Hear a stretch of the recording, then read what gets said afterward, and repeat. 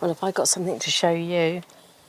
Now, it has rained so much since my last video, and when you think we'd had months of dry weather and the garden was virtually dormant, sort of drought conditions, but since the rain the garden has become a jungle and I've got so much to tidy up, so much to cut back. But the one thing I want to show you is the squash. So look at this, it has gone crazy.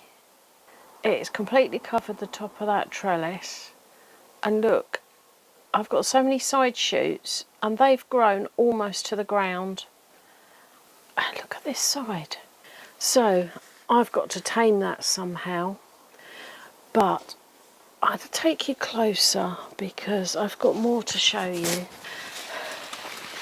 Now, the last time we looked at this, I had some shoots coming down here, over the top and coming down, which I trimmed up. Well, it seems as soon as I trimmed that up, it sent out side shoots. So I've got this massive one here, and another one here.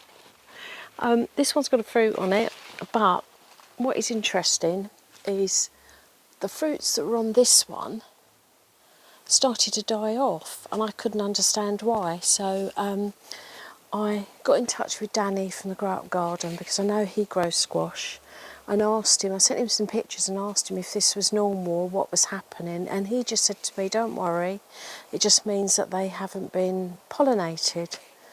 So I stopped worrying, and then I came out one day after we'd had a load of rain, and I hadn't been in the garden for about 2 days, and let me show you.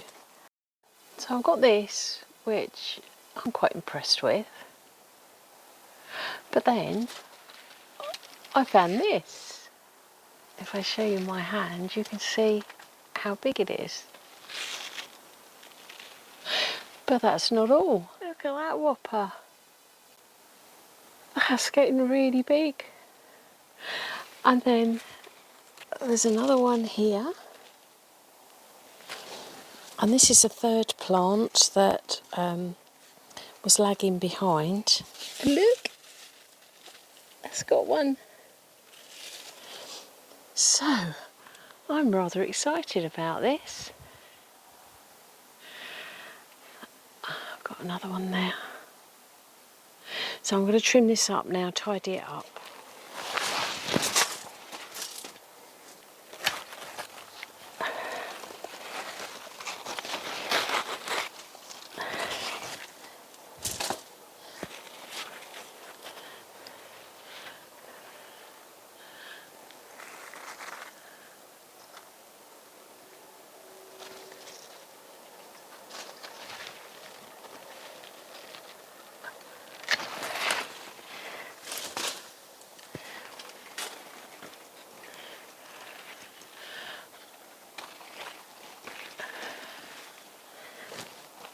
Now what is amazing is how it's got these tendrils that's wrapped around itself to support the weight, which is pretty impressive. But I think I'm going to cut that one there.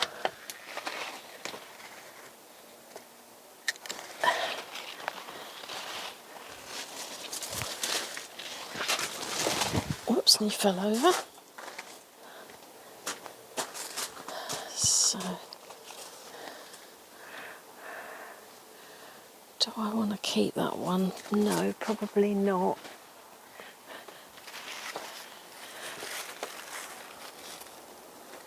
I think we're going to take that one out. Look how it's wrapped itself around the beans.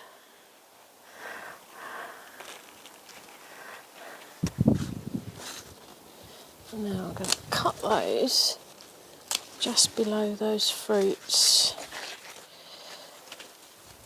Oh, there's another one there.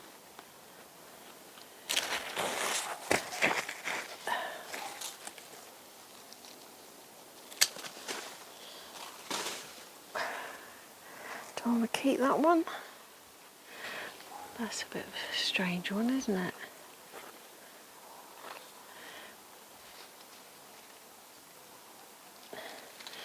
I might actually tie that to the trellis because I don't think that's going to support itself very easily. And it's broken the cane.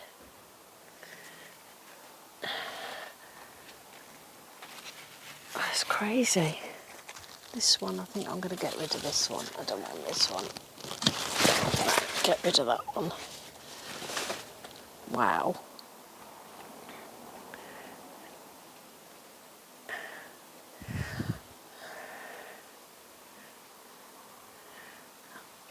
What else have we got?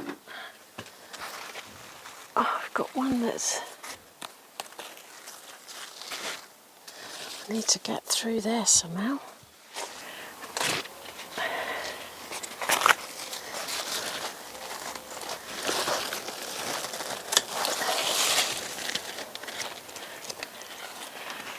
It has been butchered a bit, but it's thinned it out.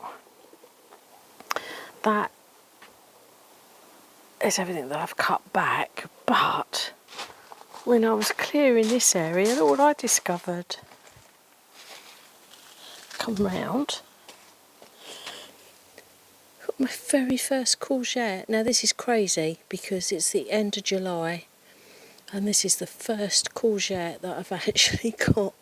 So that has made me think, I wonder if the other plant has got any, because I haven't looked. So let's come round here.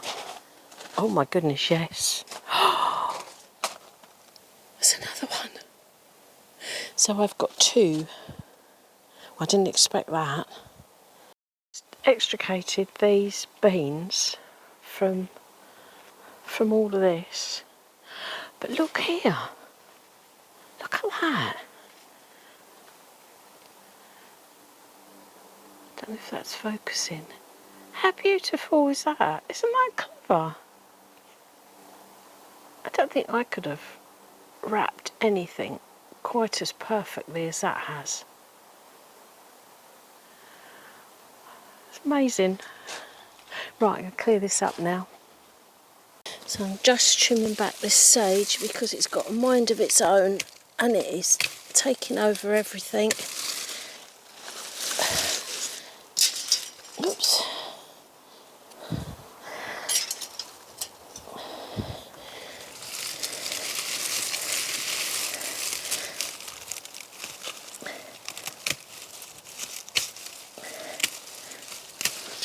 It's just getting too big.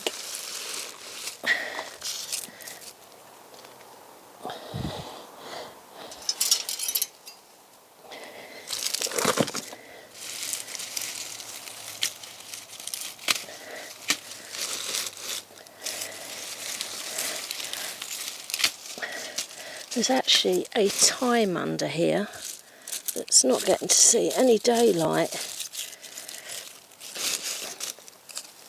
So I don't know if it will recover, to be honest.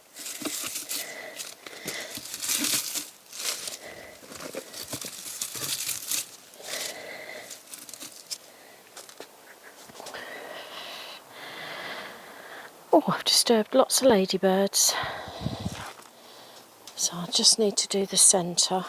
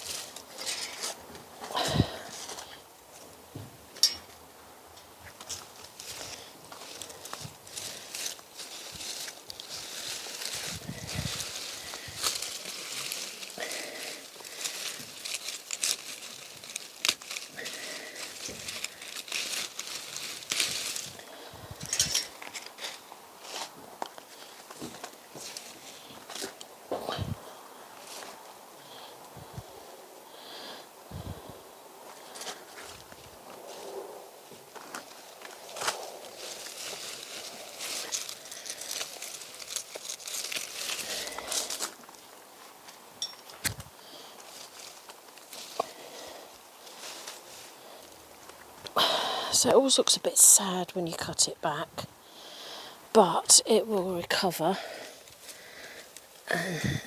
start to look more natural and it sends out new shoots, so I'm not worried about that.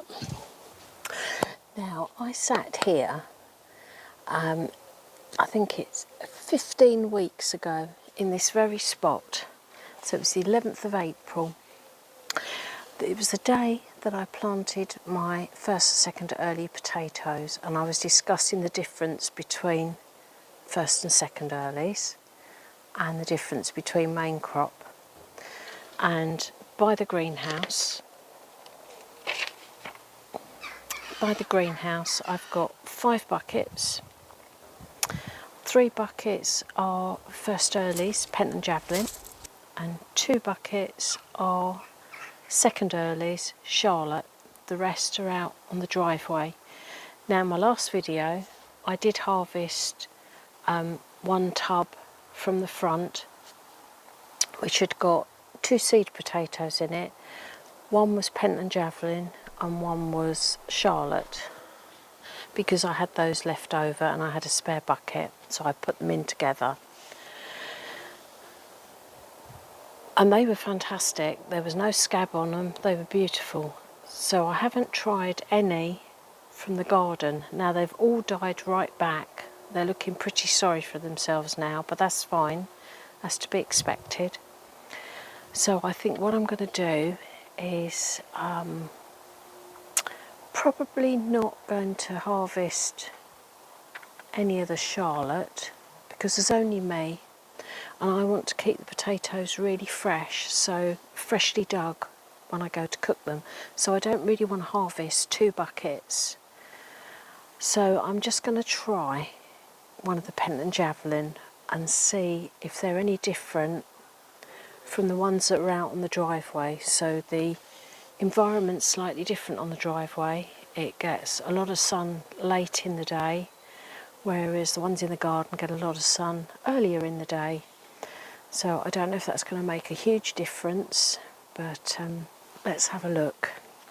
Oh dear, well, that's disappointing. I was going to do my potato reveal, but it's decided to rain.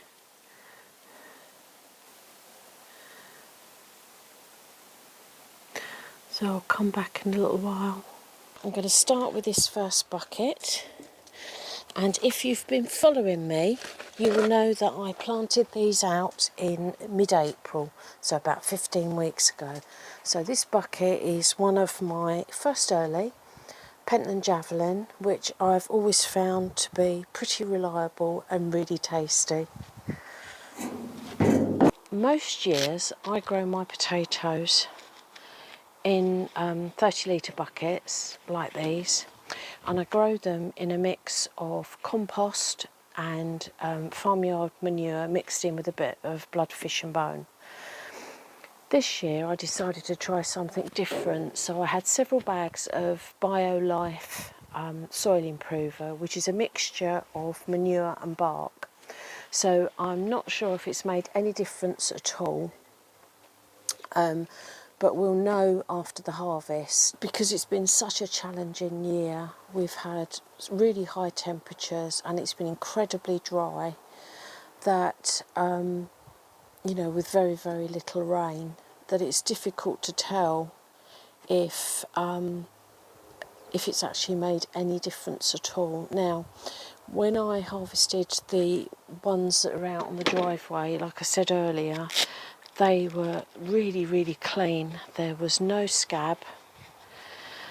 So, and I generally get a bit of scab every year, but I don't know if that is to do with the weather or what it's actually grown in. So anyway, instead of me just waffling, let's see what we can find in here. So I'm just going to cut off these holes.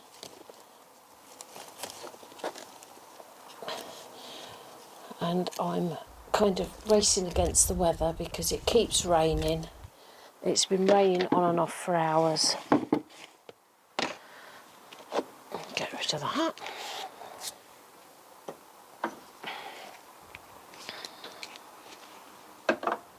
So we'll tip it out and see what we got.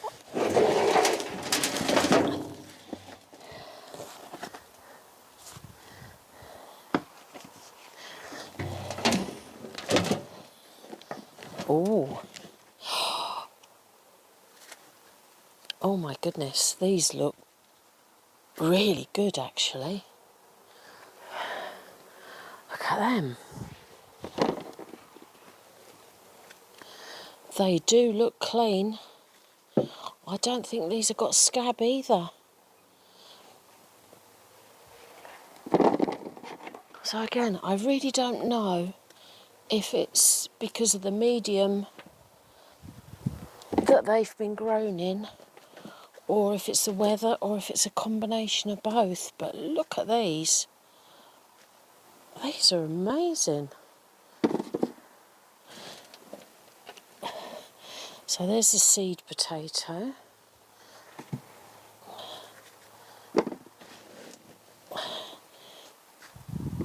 Oh, I'm really quite thrilled about this.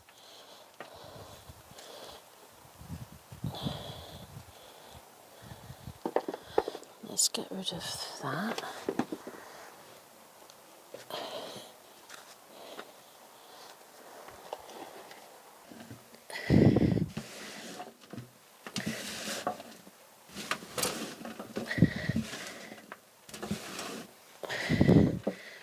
I'm pretty confident that that's it. So let me show you.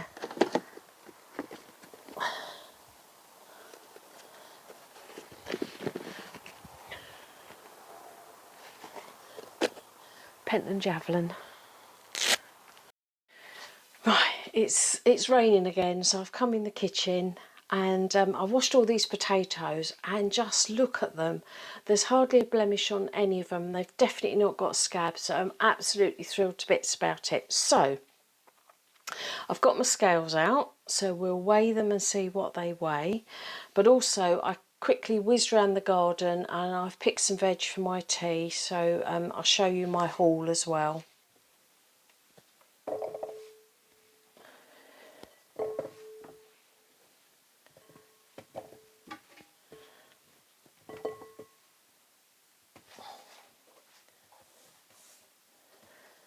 So it's 950 grams. So let's change it to pounds and ounces. £2, 1.5 ounces.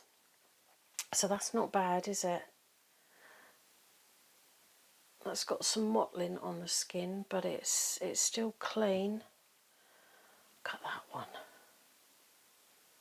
Beautiful. So this is my harvest. You saw me pick the courgettes earlier. So I've got a couple of runner beans and some French climbing beans. These are the Harlequin carrots. They're all different sizes, colours and shapes, but they're all from the same bucket. And a small handful of tomatoes. Now the tomatoes, I have to say, are a real disappointment this year. I think I've only picked about 4 tomatoes this size and a handful of the Gardener's Delight. That is a nice little haul with the potatoes for a couple of meals, so I'm very, very happy with that.